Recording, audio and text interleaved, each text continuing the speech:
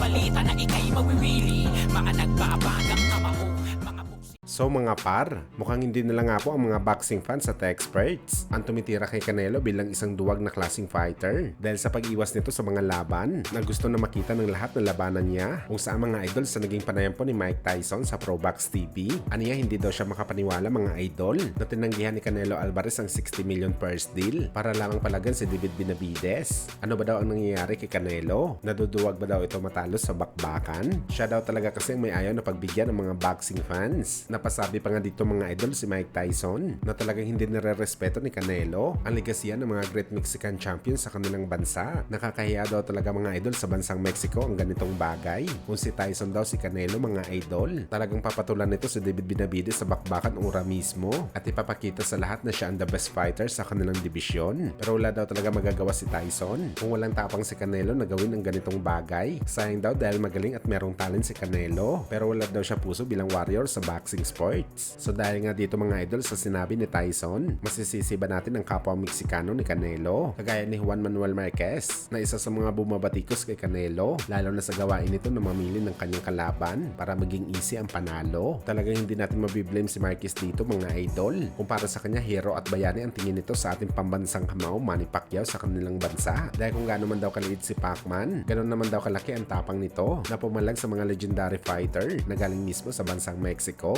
Yung tipong walang pinipili na kalaban. Kahit lugi ang Pinoy, lumalaban pa rin sa bakbakan. Kaya masisisi ba natin si Marquez na palagi nito binibida si Pacquiao sa Mexico kahit hindi niya ito kadugo? At batikos naman ang pinapaabot nito kay Canelo na kanyang sariling kababayan sa dahilan na magaling ito na cherry picker sa kalaban.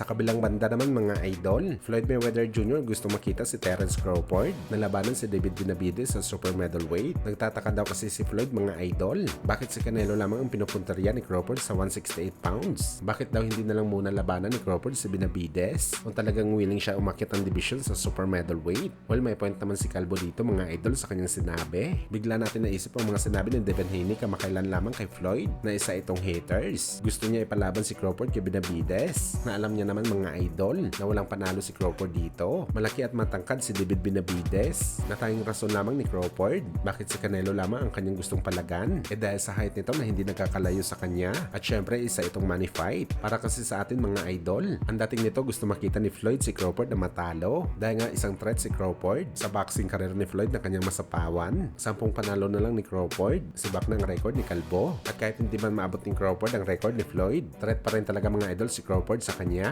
kapag nagretero na ito na undefeated dahil ipagkukumpara palagi ang record ni Crawford sa record ni Floyd na lahat ng mga tinalo nito lipas na sa prime o di kaya bagito pa sa bakbakan.